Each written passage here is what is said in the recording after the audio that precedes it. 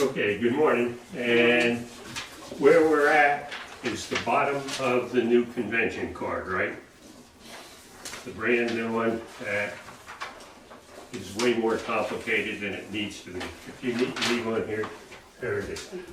Anyway, the bottom of that is where we're at. And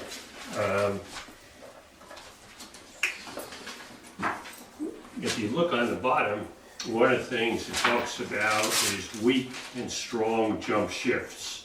You all see that okay? Anyway, the key thing is almost everybody now plays weak jump shifts. Because people like to bid. And it's good bridge to interfere whenever you can, whenever you have a distributional hand.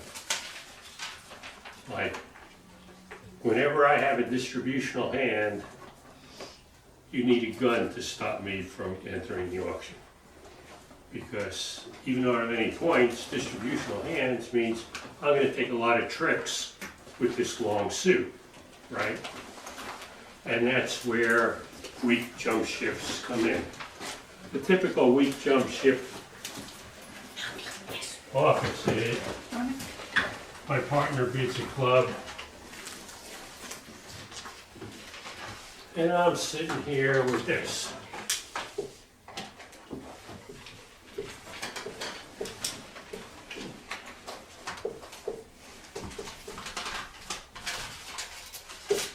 That's my spade suit. How many tricks am I going to take in that spade suit if we don't play spades? Zero, right? Mm-hmm. Especially if the rest of my hand is the jack. If we don't play spades, I'm not taking any tricks. This is your perfect weak jump shift. What's my bid? 3 spades? 2 spades. 2. But that's a good point, 3 spades. There are times when I would bid 3 spades instead of... The problem with bidding 3 spades is people are going to think it's a splinter bid. Yeah. So you wouldn't bid 3 spades. You know what a splinter bid is? No. That means I have a singleton or a void. Okay? So that's what a splinter bid is. So you wouldn't bid 3 spades, you would bid 2 spades. And that tells your partner, we're either playing spades or I'm not taking any tricks. Do what you want. Like if your partner's sitting there with a moose, he can do what he wants. But if he wants anything from you, it's better be in spades. Mm-hmm. The other thing is, you sucked up a lot of bidding room, right? Mm-hmm. See, now when the opponents bid, they're going to have to bid like on the 3 level, right? Mm-hmm. That's good for you. It's especially good when you're playing against good players. If you give good players room, almost always you're going to get in the right contract. If you take away the room from them, they're going to get in the wrong contract a lot of the time. I don't care who you are. If you don't have room, it makes it more likely you're going to have to guess, and some of the time you're going to guess wrong. I don't care if you're the best player in the world. If you don't have room to bid, and one of my favorite stories, and I think you probably heard this about 10 times, right? Probably. Where, But I love it. but Jeff Beckstroth and Eric Rodwell, they're probably the longest partnership in the world. These guys have been playing since they were in college. Now they're in the 60s. Like, Beckstroth is #1 on the Master Point list. They've won all kinds of world championships. They did a slam, missing the ace king. Needless to say, they didn't make it, right? You know, the ace king didn't come down together, they went down. Well, was that because they were a bad player on that deal? No. They didn't have any room, they had to guess, they guessed wrong. So anyway, it's always good to make them guess. And the worse your hand is, if you have good distribution, try and get in there. But anything, the thing with the weak jump shift, weak means just that. That means I'm not strong enough to bid 1 of something over your 1 club. I'm not good enough to bid one spade. A lot of people who are new, you know, if they have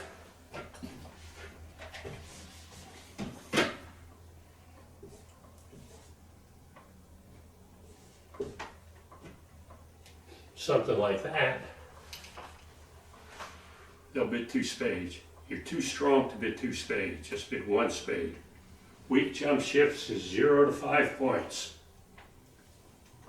We're not talking pretty weak, we're talking really weak. We're talking, I got a long suit and I got no points. And I'm sure that hand comes up, right? Especially when your partner opens. Anyway, that's what a weak jump shift is. That's what almost everybody plays. Get Ron. So do you do it with just majors? No. Do it with diamonds as well if they open a club? Yeah. Yeah. Again, you have to, you just jump one thing though. If you jump two, they're gonna think you have a splinter and your partner will never let you play in your suit anymore because they'll think you're the singleton or void, right? So you jump one level.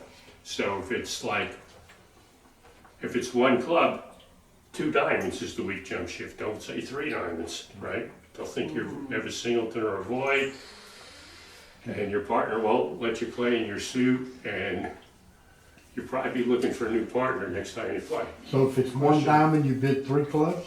Yes, you always skip a level, sure. In the convention card, it says for weak jump shifts in comp or not in comp. What does that mean? Comp? Yeah, that's a good point. And a new thing, I don't think it says that, but that means in competition or not. What was it called? Competition means that they interfere, and it's always. Oh, I see. Yeah. You know, it's always good to think, is it different in competition and not? And to me, Yeah. either way, it's weak. It's red, so not in competition. Yeah, but not on the new one. Oh, it's not? No, not Okay, on the new one. I didn't bring that over. Let's see. So it's not alertable? No, it's not alertable Is that a because color? almost Is that a everybody color? plays it. Almost everybody plays it weak. It's still in red on the new one, Jeff.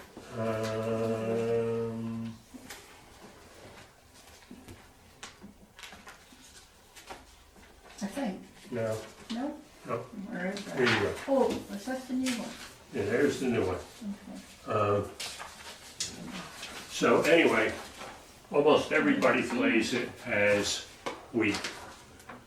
Some people Oh, from the old days, they played it strong. The thing with the strong jump shift, it's great when it comes up, right? It lets your partner know you have a big hand. Now your partner opened, how often have you got 17 points after your partner opened? Not very often. Not very often, and that's the other reason why people play weak jump shifts. It's, you want no. to play a bid that comes up a lot, because if it doesn't come up a lot, Forget it. in addition to that, sure you forget it. It's easy to forget if it doesn't come up. So anyway, that's what I wanted to say about weak jump shifts and strong jump shifts, but Where is it on the new card? just on the bottom, it talks about jump shifts Koreans. down here. Down here. Okay. So if you do anything abnormal, it's alertable, but weak jump shifts are not abnormal, they're the normal. And that's what they are, it's 0 to a bad 5. I got a really long suit and a really crappy hand, and I'm gonna get in the way.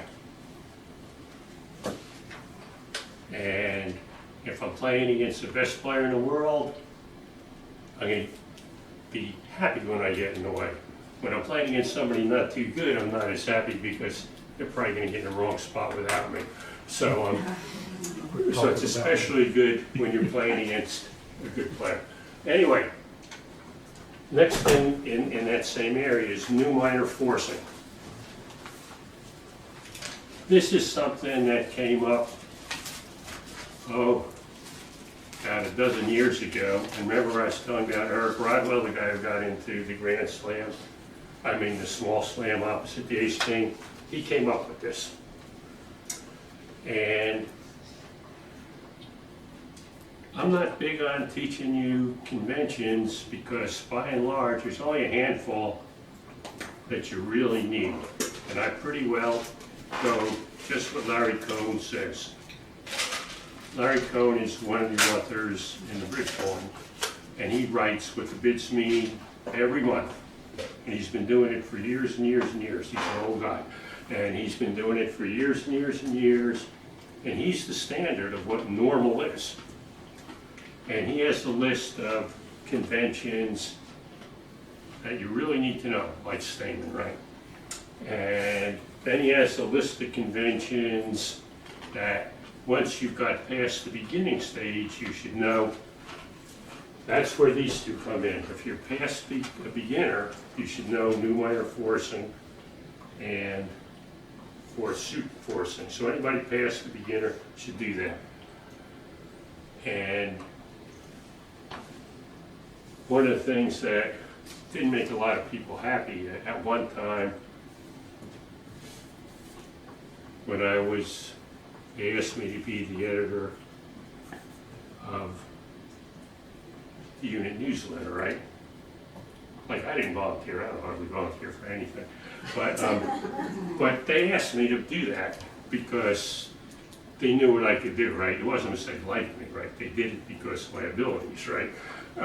So they did. And I said, well, all right, I had certain conditions and they met them. And then I got them, and right after the very first time I wrote the newsletter, I sent in, and I sent it to where all the people on the unit board could read it. And I said, you know, most of your teachers are bozos. And they really didn't like that. And they had a meeting on whether to get rid of me or not. But they didn't. Like I always tell people, Unfortunately, right? like I always tell people, you can get somebody better than me, but the people who are better than me, they ain't working for free. And so they kept me. But anyway, the reason I said they were bozos, the number one reason is what a lot of bridge teachers do, they'll teach you every convention in the world, which is the big lie. If you learn every convention in the world, you'll still be a bad player. You'll just be a bad player who knows a lot of conventions. But forgets them when they're needed. And a lot of them aren't needed. Yeah. If I they don't agree. make Larry Cohn's list, they're not needed. So anyway, new minor forcing is for people who are just a notch over a beginner. Like if you're first learning to play, you don't need that.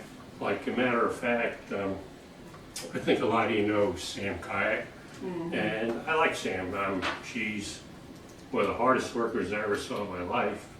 She doesn't sleep, and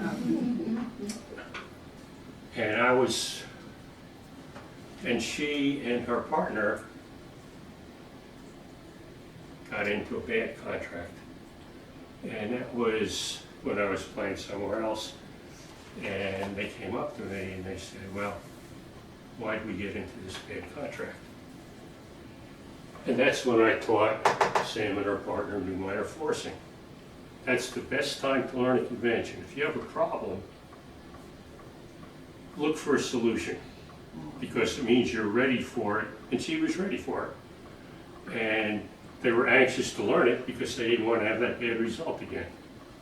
Anyway, new minor forcing goes something like this. Your partner opens one of something,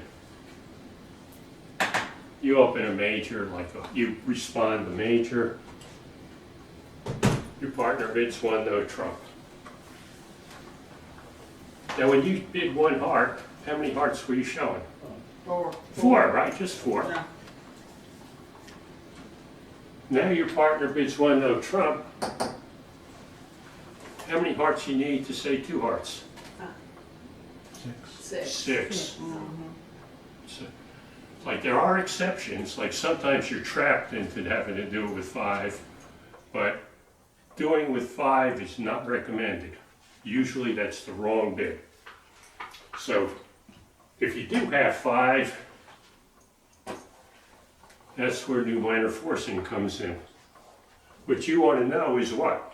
11 points You each have 5. 30. Do you have really 5 or what? What do you want to know? If you have five, if you're the one with, if you have Does your five. partner have three? If your partner has three, right?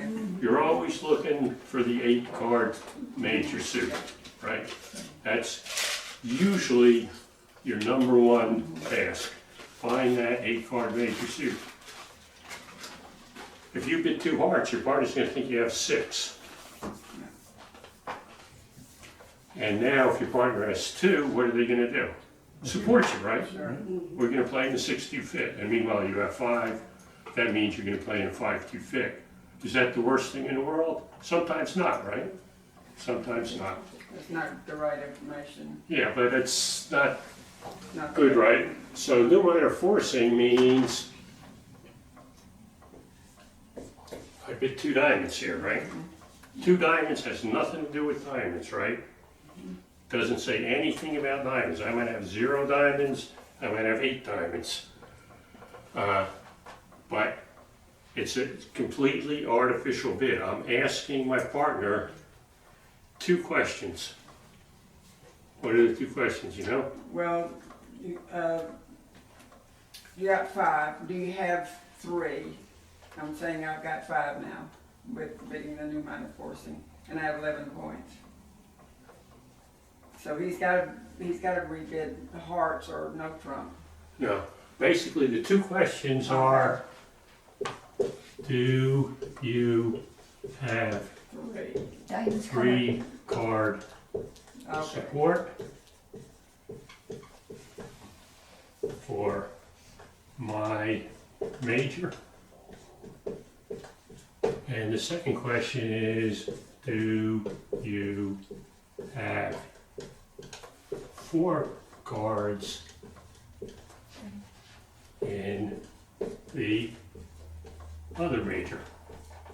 Oh, Oh, forgot about that. So you gotta have both of them then? No, No, okay. if you have either one of them, you tell your partner, right? If I have 3-card support, I'll support you. If I have 4-card support in the other major, I'm gonna bid the other major. So I'm gonna show which one of those I have. I forgot that. Thanks. Yeah, it's important, you're asking both questions, right? The 2 diamond bid says nothing about diamonds. I'm asking you about your majors. Do you have 3 of mine? Do you have 4 of the other ones? If you have 4, then he's got 5, that's 9. We're going to- Well, it doesn't have to have both, right? They just, I know, but yeah. if he bids, he's just bidding the other major. right, Gotcha. okay. One of the things I didn't write on the board, which of those questions goes first? Say you have both. Like, say responder had hand 2, they have both 4 spades and 5 hearts, what you gonna do? This is a trick question because there's no answer to it. You have to have a partnership agreement which you're gonna show first. Like there are people who insist one or the other, and they insist that because that's the way they play it. A lot of people, if they play, it must be right, right? Typically, I found just the opposite. If they play, it's probably wrong. But here, you decide with your partner which you do. Like I've read it both ways by experts. There's no, this is it. So what do you do? What I typically do is the vast majority of the time when people do new minor forcing, they really want to know if I have 3 cards, right? Yeah, So that's what I'll show them. And later on, I'll bid the other one. I find it's not a problem most of the time showing both.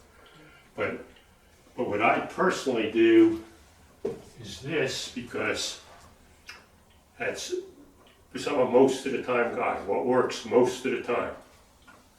And what works most of the time is my partner has 5 of them and he wants to know if I have 3. Well, I'm gonna tell him, like, I'm not gonna trot out my ratty 4-card heart suit. So I'll do this, but if somebody wants to do it the other way, we'll usually get there anyway, because the new minor forcing clued everybody in what the situation is. And if he has neither, then he goes back to no trump? If he Yeah, has so I was just neither- thinking the same thing. It depends, The opener has neither. you know, if the opener has neither, he'll probably bid to no trump. Yeah. And because the one no trump showed 11 to 14, right? You know, where, Jeff, surely if the opener opens a club and responder goes to heart, surely if he had four spades, opener would say his spades next, no? yeah, well, in this particular auction, sure, yeah. So, But you can't bid two spades over one no trump. So what he's talking about, if the bidding had gone one club, one spade, one no trump, oh, I see what you're making. then you could show the hearts, Right, right. okay? So the diamonds is, the two diamond bid in this case is saying, tell me what you got. Yeah, Give it's me just- more information. It's Yeah. not saying I have diamonds It at says, all. right, it says nothing about But diamonds, it it also just, says though, I've got 5 hearts. usually it's 5 hearts, right? 5 hearts if you're bidding the new amount of forcing. Yeah. Typically you would have 5 hearts, right? Yeah. Is it game going or is that a partnership agreement? That's a good question. Yeah. It's a partnership agreement, whether it's game going or whether it's just forcing for one round.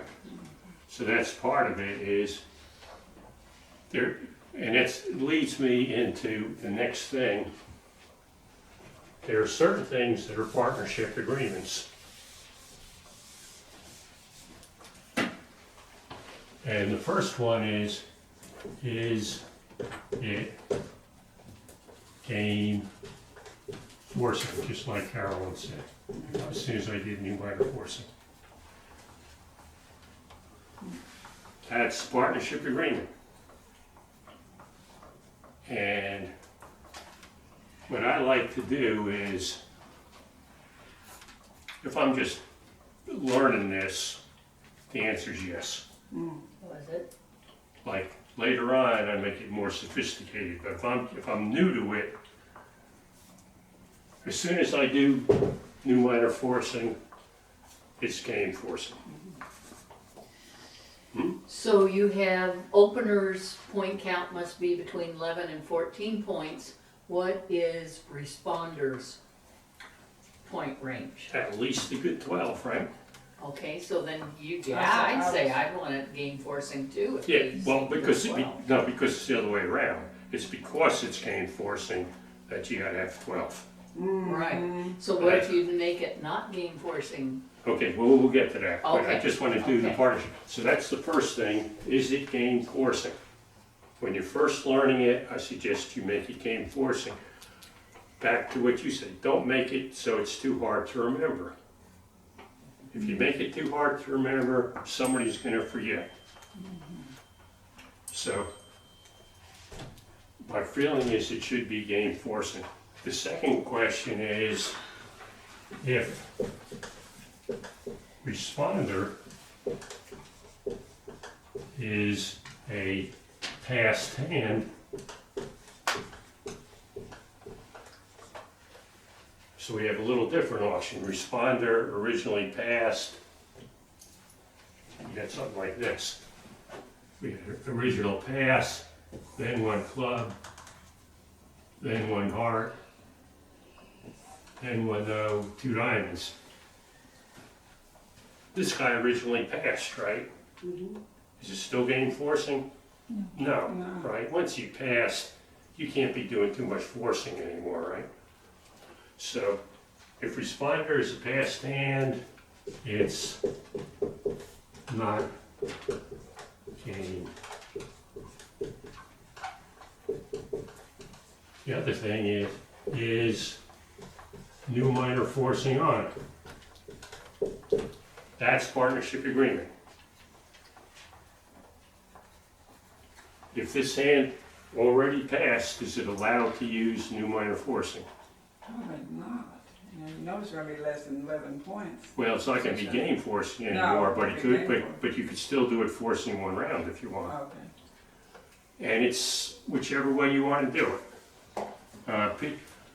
What I would say is, and I've been sent this question any number of times, this kind of auction, and somebody took it as, well, you can't do new minor forcing because it's past hand.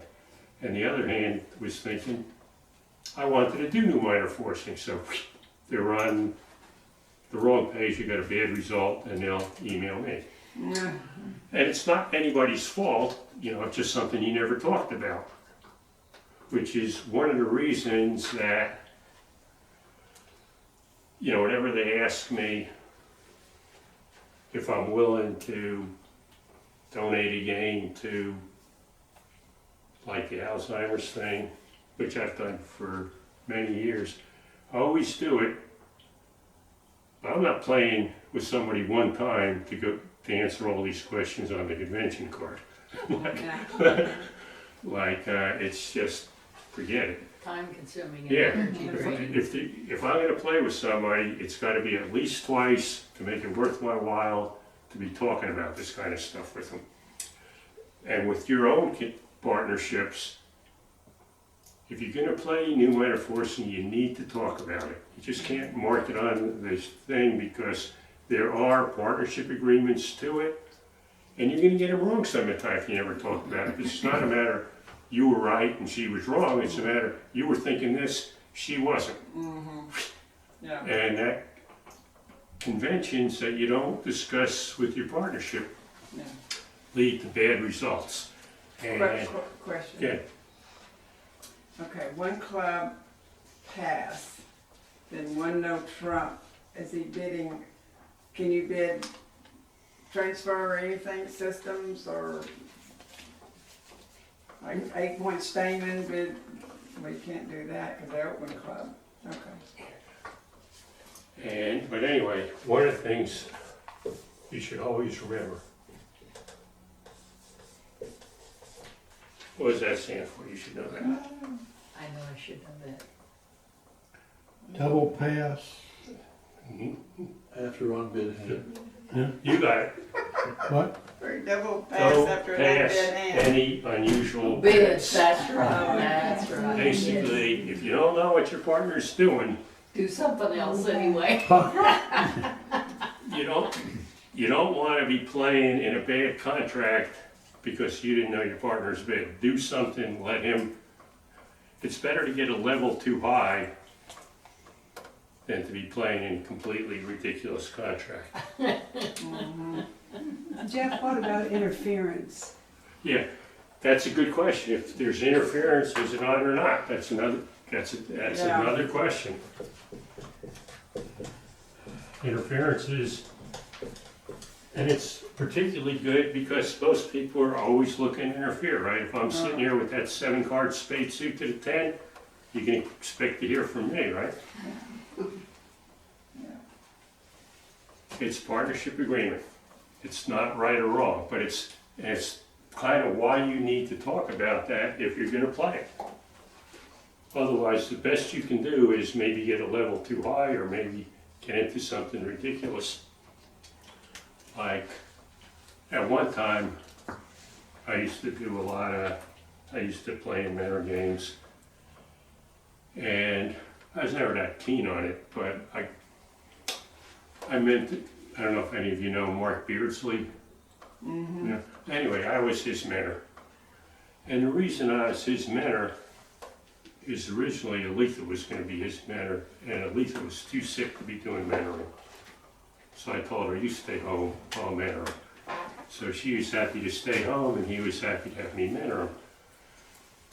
And his wife was a big player who knew a lot of conventions, and she told Mark, why don't you play this, why don't you play this? So Mark would tell me, can we play this? Sure. And he'd get him wrong all the time. And that was good for me, because I got to play all these ridiculous contracts in mentor games. Like I remember one time I was playing in a 1-2 fit. And, and I was playing against Sally Wheeler, who's a professional player. And about halfway through the deal, Sally trumps her partner's winner. And it was just an elementary game, and Sally just tells her partner, so I got his trump. And I told Sally, one more round, that's all your partner will have. And so the good thing about that is, the other thing I got roped into, which I didn't want to do, was being the ambassador. And I got sucked into that because the president of the Cub, I don't know if any of you know her, Becky Ellisor. Yeah. Anyway, Becky Ellisor is my good friend, Yeah. and she was always really nice to me, and she was starting the program, and she asked me if I would do it. Like if it was anybody else, I said, you could forget it. But since Becky asked me, I said, all right. The thing with being an ambassador, I didn't really have to do it. I just had to get somebody else to show up instead of me. Yeah. And that worked great, because Mark would feel terrible that he forgot the bid. And I said, that's okay, Mark. You can make it up for me. You be the ambassador. And he said, oh yeah, I'll do that. Great. So, yeah, I killed two birds with one stone because he couldn't remember the bids. There you go. But anyway, these are all partnership agreements. If you're gonna play new minor forcing, talk about it with your partner, you know. And if you do get messed up, make sure you're not leaving your partner playing in a suit that they don't even have, and you don't have either. So it's important. And the other thing is, and I'm gonna increase the level of difficulty for you now. That'll help you when you're ready. You just may put it in your notes.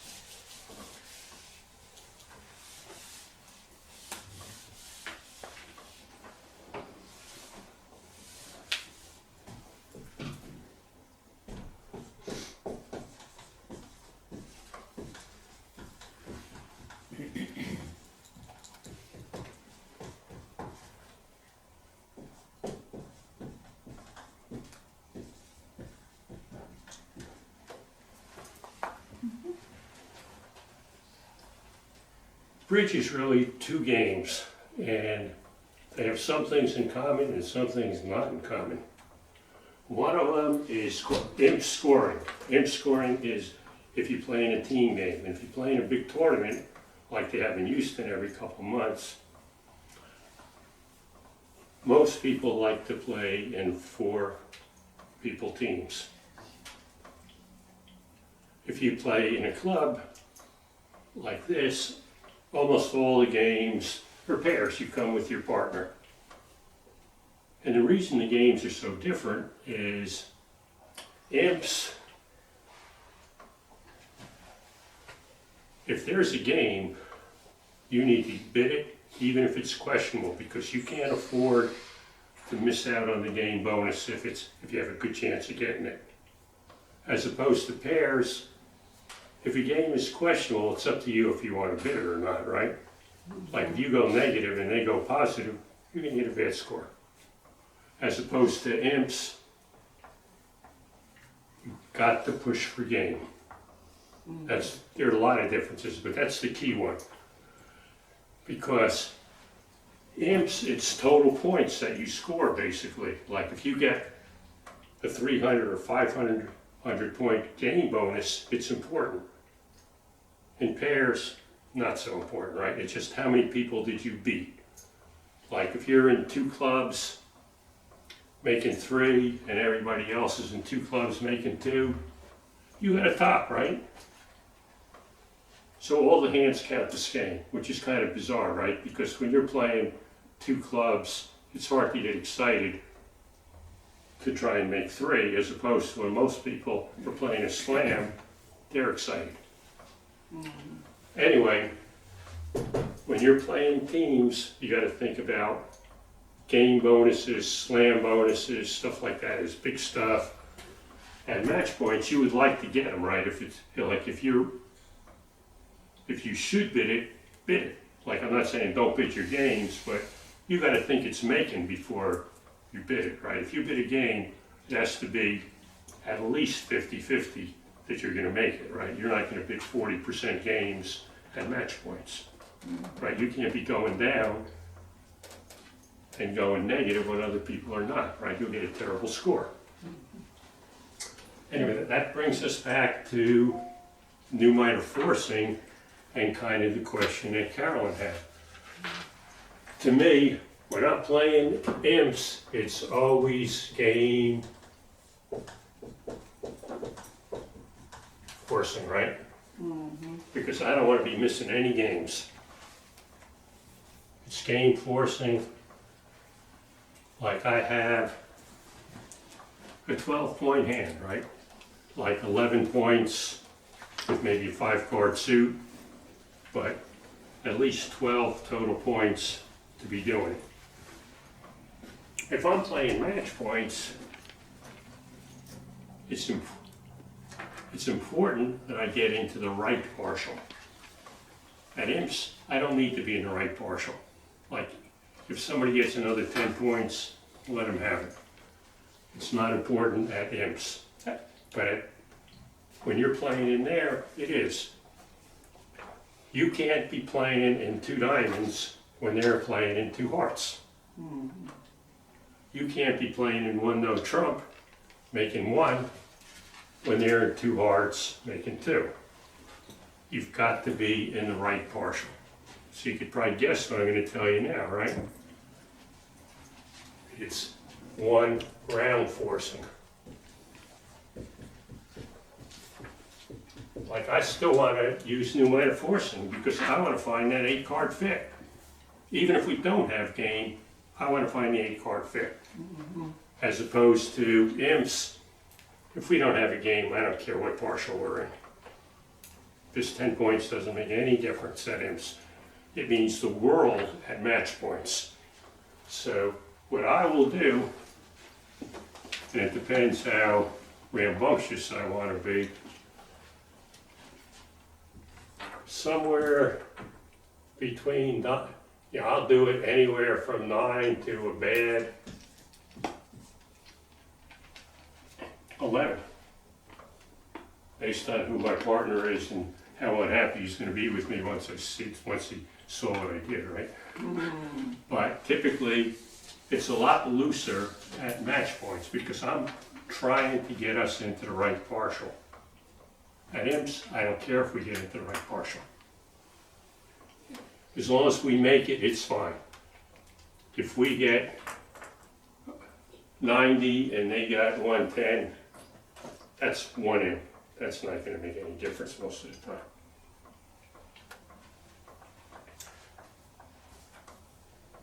So it's like a lot of things, you need to discuss it with your partner, and as you get more and more sophisticated, and if you start to play in tournaments, it's a lot different. That's one of the other reasons why I called your teachers a bunch of bozos, because they never differentiate between match points and imps. They're not the same game. If you stand in front of people and tell people, this is how you do it at match points and imps, you better be sure that's how you do it. Anyway, they didn't like that. So, anyway, I will do it based on who my partner is, as light as 9 points. Because I'm trying hard to get into the right partial. But then you can't be forcing a game anymore once I'm doing it with 9 points. So, it's a whole different thing. Okay, next time we'll talk about suit forcing, and thank you all for coming. Yes, thank you.